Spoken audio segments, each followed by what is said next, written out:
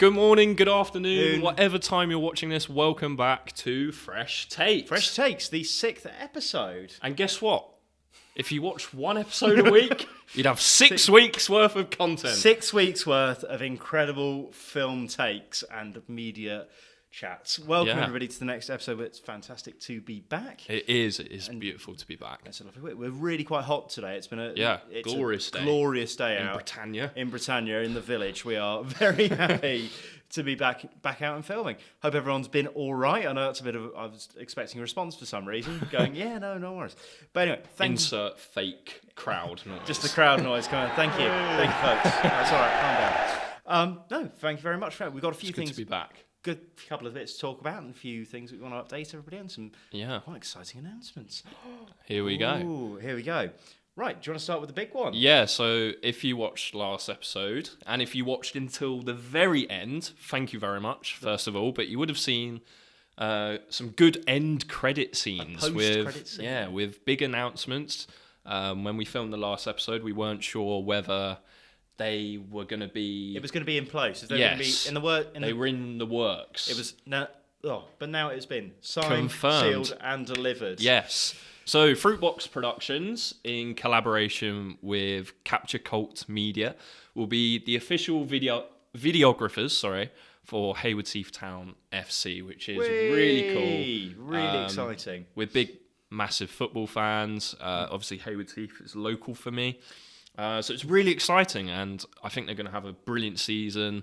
They've got a fantastic team there, not just the football players, but behind the scenes, the coaches, the manager, the owner, really all ambitious and excited for the upcoming season. It's going to be a great season. We're going to win everything. I'm talking a Napoli Scudetto run in the Haywards Heath Town. If you can't tell, Jack's a bit excited because Napoli won the league. Yes, so McFratton. But yeah, it's really exciting, really great opportunity for us. Really excited to be getting down there. I mean, the guys are fantastic. So I think it's just going to be a really exciting season looking forward.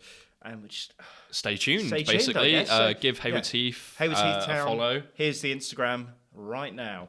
So go have a look at their Instagram and go and check it out. You can see the bits that we've done because we've already done quite a few bits for them. Some exciting player announcements. Exciting little reels and things. Yeah, fantastic. Yeah, stay tuned. We've got lots of exciting things planned with the guys over there. And we're just, looking forward to getting cracking on, really. And the next one we've got is we wanted to talk about the next episode of Fresh Produce. Yeah. Which is a series we really, really enjoy doing. So thank you for everyone who's tuned in so far. We've got our episodes with Savannah, who we also did the video for. Harry Gill, who was fantastic, as long with Ebony. How can I forget Ebony? Sorry. That was a fantastic episode, and we loved having everyone on there. So, and if you are interested in coming on and you do a bit of music, please let us know. We'd love to get in touch. Yeah, that's actually a really fantastic point, I think.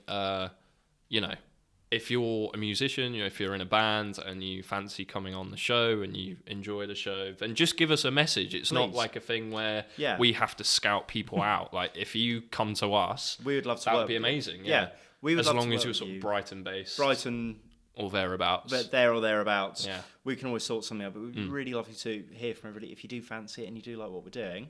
But for the minute, we've got the fantastic Head Down Band who we're working with, who we met through Joe, who was with Ebony last episode, sorry.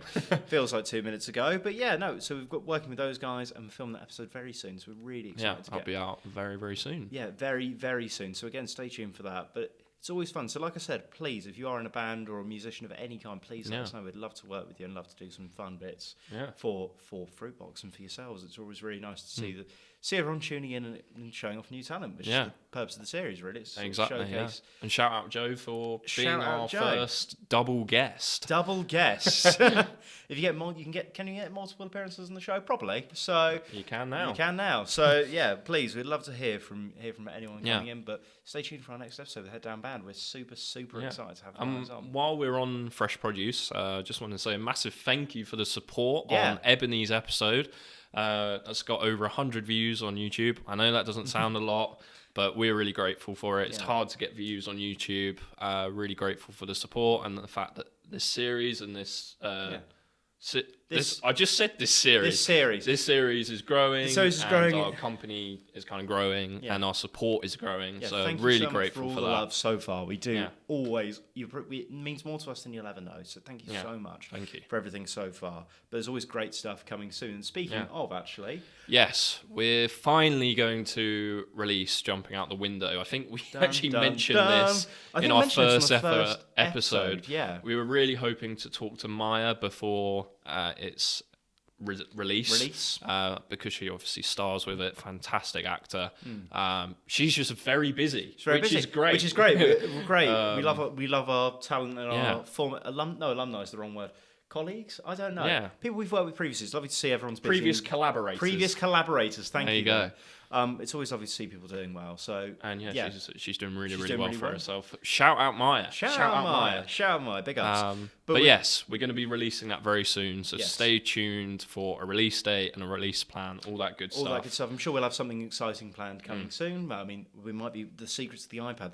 There might be something written down here. There might be a post-credit scene at the end again. Dun dun dun. Yeah, stay tuned again. But that's really exciting. We're really proud of that. Yeah. So it's something that we filmed.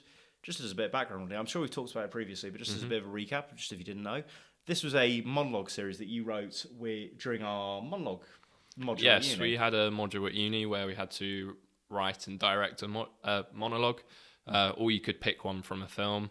So I wrote my own because I like to write, based on Attempts on Her Life by Martin Crimp. It's a very underground book/play. So if somene's heard of it, leave a comment down below. And you'll win my respect. And whilst you're down there, hit the subscribe button as well. There you go. And it's a really dark, kind of weird piece. Hopefully it will be unlike anything you've ever watched. It's a bit weird, it's a bit creepy, but it's really cool. Maya is absolutely incredible in it. It's a real showcase of her talent.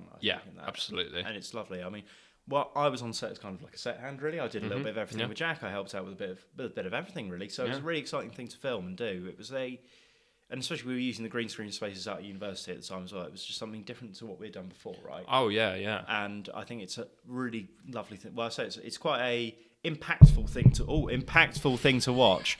Speaking of impact, so impactful, he's impacted the microphone. I'm so wound up and emotional about this. I need to hit the microphone.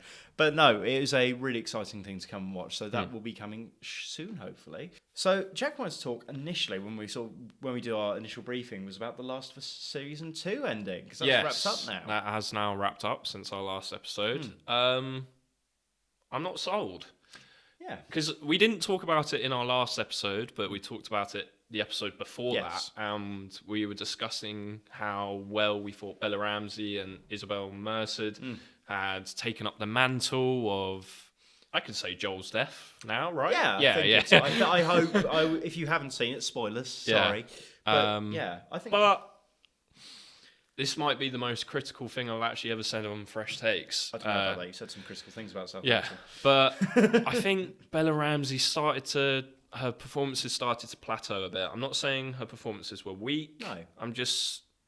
I didn't quite get the character arc of Ellie in those last 3 or 4 episodes. I think it kind of just fell off a little bit. I didn't really see any movement, any momentum in her character's ambitions and motivations. It started to fall a little bit flat to me, and I found some of Bella Ramsey's performances just a little bit samey almost. I think that's kind of my issue as well.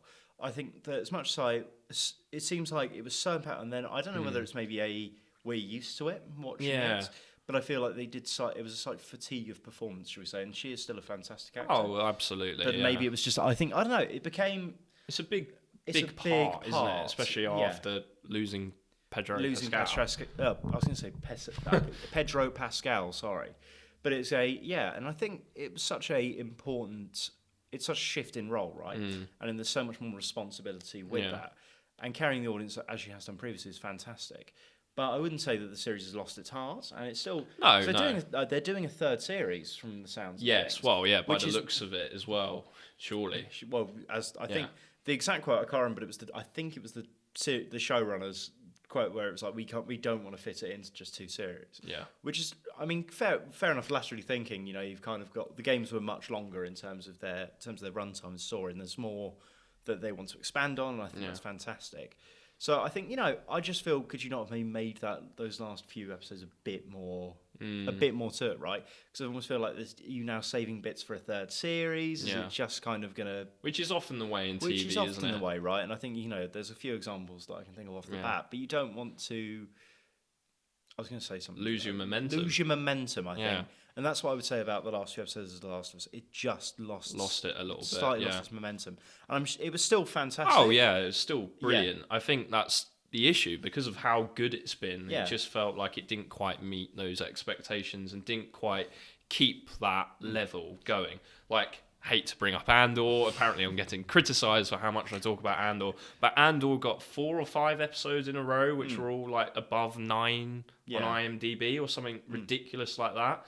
The Last of Us won't have that.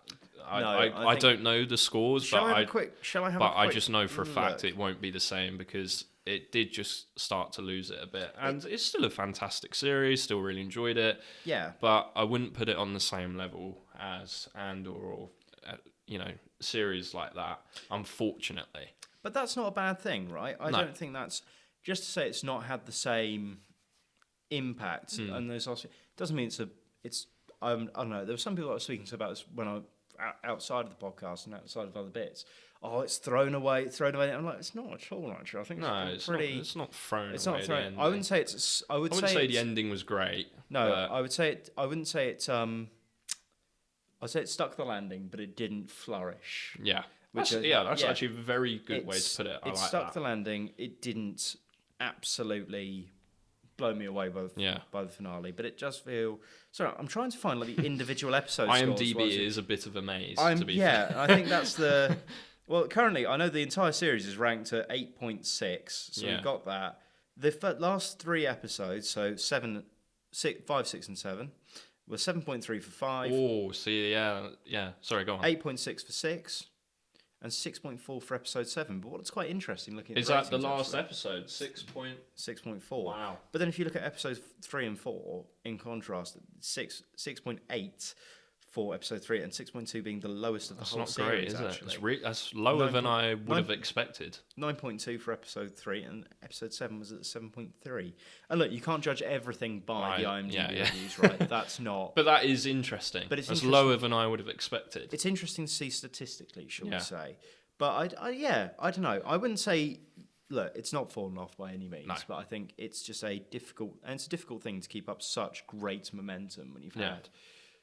And especially, again, coming back for a second series after the first one, which was incredible. And again, not to harp on about ratings, but going back to the IMDb ratings, there's nothing below like a 7 here, right?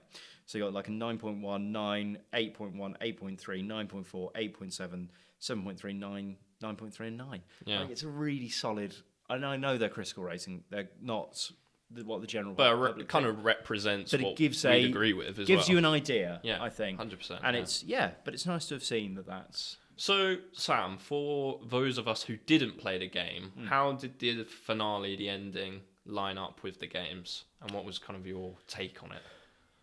To be brutally honest, I've faded my mind slightly. The game, and I don't want to spoil the games because I think they're pulling quite a few bits from that. But from how I feel the show ended, they've taken some nice bits and pieces here and there, but they're obviously leading into a third. So I'm going to hold my complete thoughts. I know that's fair enough. It's a bit of a bit of a tease for cop out there, and I feel like I've gone quite red actually. Put me on the spot. Sorry, but it's all. But I think there's definitely some bits and pieces that we will wait to see and watch. However, it's always good. It's always nice to have something to look forward to. Absolutely. Speaking of looking forward to, a film that I was quite looking forward to this year was the finale in the Mission Impossible series. So the Mission Impossible series was never something I was massively into when it was coming out, and I think we weren't born when the first one came out actually. No. But it's always been a long-standing series in terms of like a big blockbuster, right?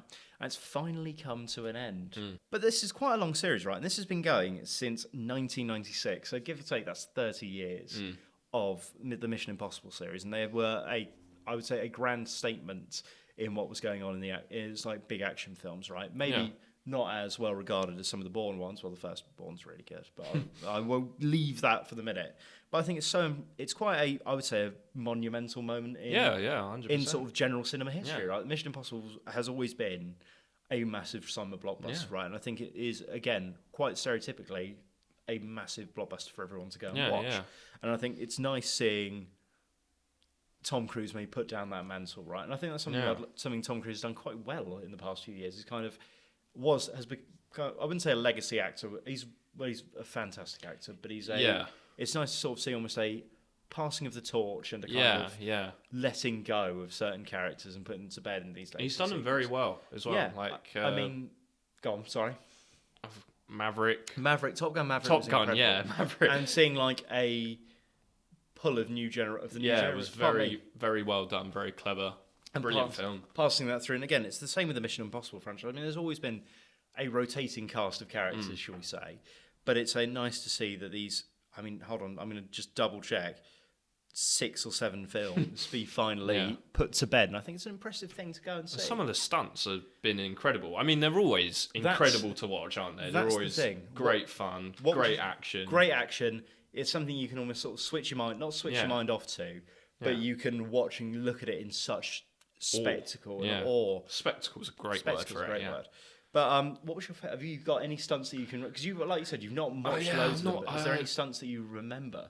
Because that's the thing. There's always been, I feel, with the Mission Impossible films. There's always one moment. Like when you think of the first one, there's the.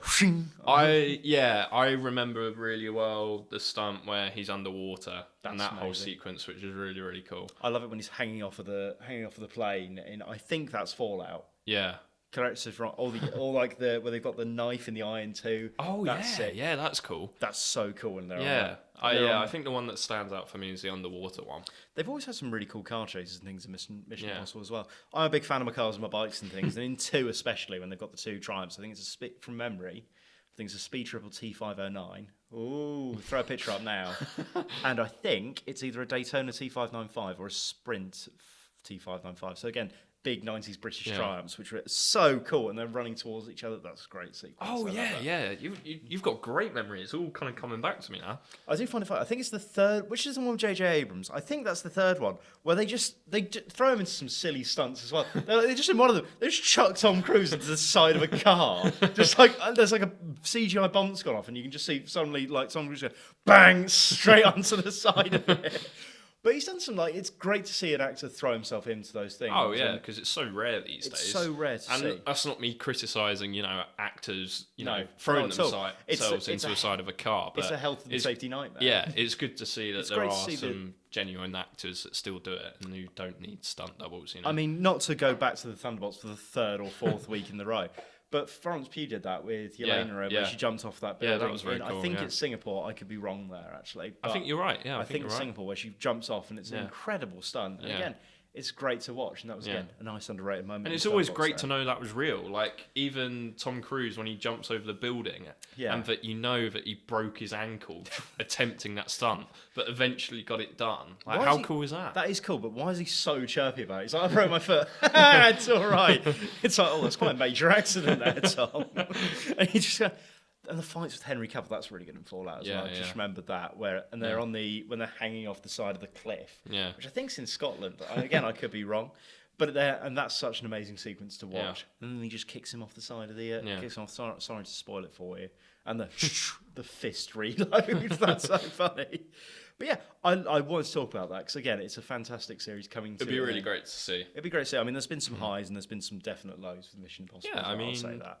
I was not particularly a fan of. I think it's Rogue Nation. I love the sequence in it where he's hanging off the train, and the trailer was quite cool as well. Do you remember the trailer? It's like I remember them quite well. Simon Pegg's been amazing in.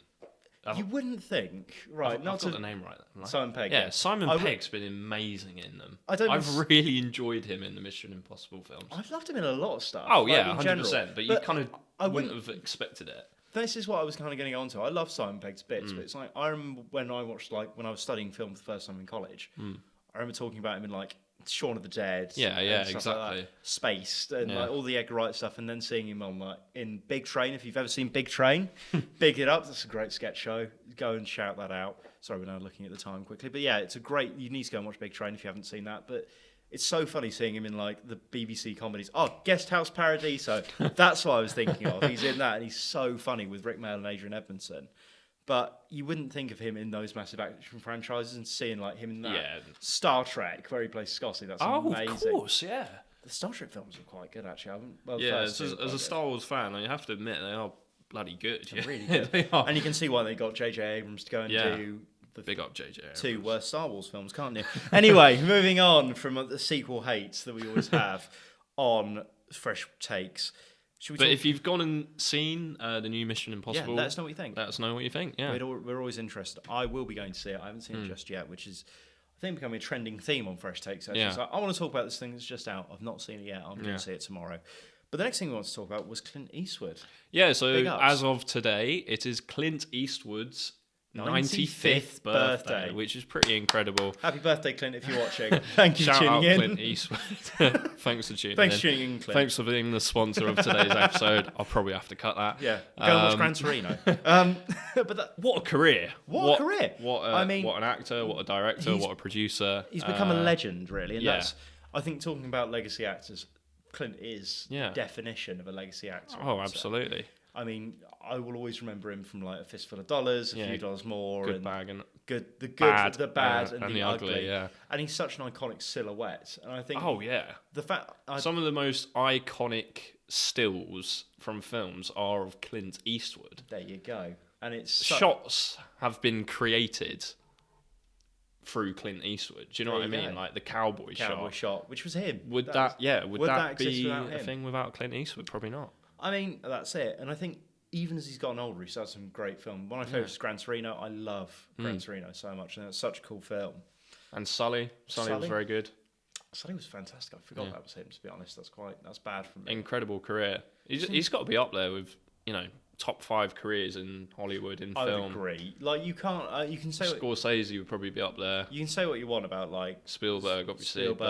I wouldn't put him in... Would you put Clint Eastwood up there? I wouldn't put him in the director's category, but No, but it is in like a general I would say like career. A general like Hollywood... Especially in the progression of his career, going from actor to sort of producer, director is pretty incredible. That's great to see as well, and I think... In fact, actually, has anyone had that sort of career to that level? That's a good point. Going from actor to producer, director? I don't think so, really. Not in the scale, I would say, of Clint Eastwood. Jordan Peele is on the way. On the way. You looked at me like he's just compared Clint Eastwood's career to Jordan Peele. No, but he's definitely on the way. Jordan Peele's fantastic though, and I love Get Out. Yeah, Get Out was incredible.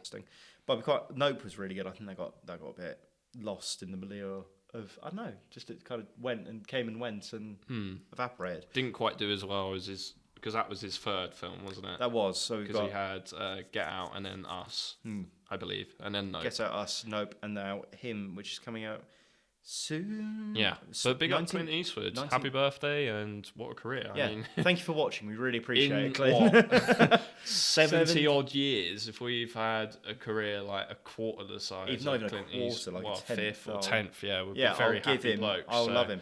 But that's the reason we were talking about him as well is because we were going to say about how he is directing a new project. He said for a celebration that he was on his way to make something new, which is fantastic. I didn't know that. Yeah, cool. Like, that is what kind of came to mind when we were talking about it earlier. I was like, this isn't like 95. That'll be Tom Cruise, by the way. Tom Cruise will still be. Well, he got Hollywood back on his feet as he said during COVID. Oh, we just phoned everybody and made it happen.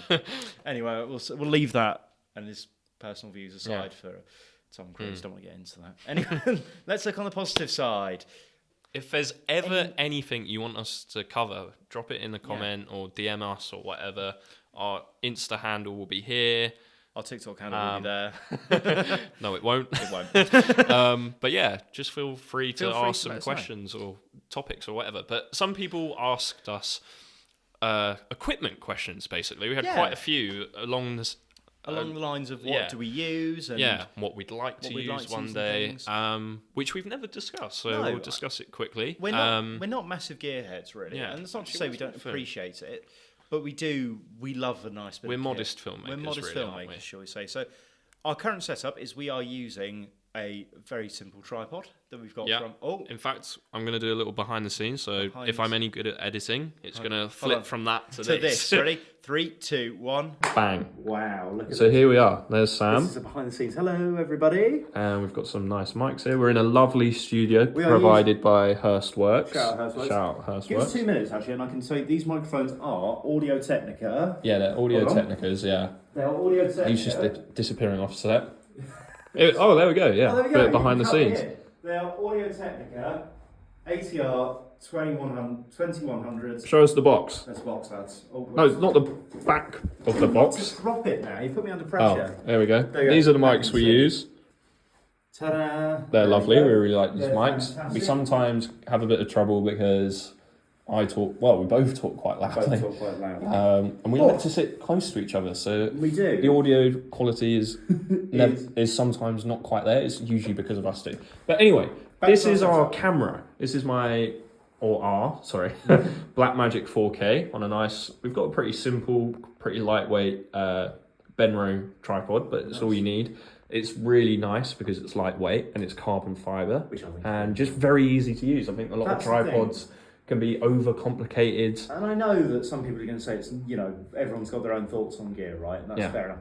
But the thing is, I think the way we do it is we like it because everything works. We like it to be simple because it means that we can get up and do what we use. Jack's also got a selection of lenses as well. So I won't get them out, but that was a bit stupid. But we've currently got a Sigma on here, 18 to 35mm, beautiful zoom lens with a lens adapter, which you can't really see because it's... In fact, this is not a great idea to be playing with the cables when we're live recording. This is my SSD, the SanDisk, which is where all the data goes. I've got my laptop over there, my car keys, my bag, which is where we do all the audio. And yeah, this is the setup. We have the battery up here, and there's Sam. Hiya. Which we use, it's OBS, isn't it, that we use to record the podcast? OBS, yeah. OBS, yeah, which we use. Fantastic stuff again. And you've got another fantastic Russian lens that we use for fresh produce. Some close-ups and stuff. Can't feel a bit intimidating now. 2 cameras pointing at me. But it is, again, we tried to keep it simple, and there was a few bits that we were going to... So there was that's what we use, really. I'm tripping over my words, but there was a few pieces that is our predominant setup, but we do obviously have little other bits and pieces. But this is our main setup, really. Yeah. This is what we use. Especially for the podcast and fresh produce and all of that. Yeah, this is pretty much it. Maybe. The reason we've got a Blackmagic is because that's what we used at uni. What we're familiar with at uni. And what we're familiar with, and we love it. Like the B-RAW ability on the Blackmagic. I always shoot in RAW. There's a bit of behind the scenes. And color grade because you can make it look really pretty. And that's the thing. I think it's you can put your own stamp on it. Yeah, it looks, and the advantage you can pull it in so many different ways, and I think it's so pretty to go and to do that and see. And that's something we would have obviously ability with other things. But not and it's a great video camera as well as film. Make it really cinematic and filmic, which maybe something we will talk about in the next episode. Yeah. Stay tuned, everybody. But that's our setup. That is our setup. I think that's everything now, isn't it? I think we've covered everything. Yeah. Thank you so much for watching. Thank you again. As always, everybody, we really appreciate it. If there's anything, again, as we said throughout the episode, anything you want to talk about, leave it in the comments. If you've got anything anybody that wants to come on fresh produce. Yeah. So come on fresh takes if you want, but it's just we've only got the 2 mics, so you'd have to bring your own. But there we go. That's us, everybody. Thank you so much. Thank you very much for listening or watching. And have a great day. Let's hope PSG have won the Champions League by the time you've watched this. Forza Napoli Sempre. Anyway, thank you very much, guys. Thank you very much. See you later. Bye.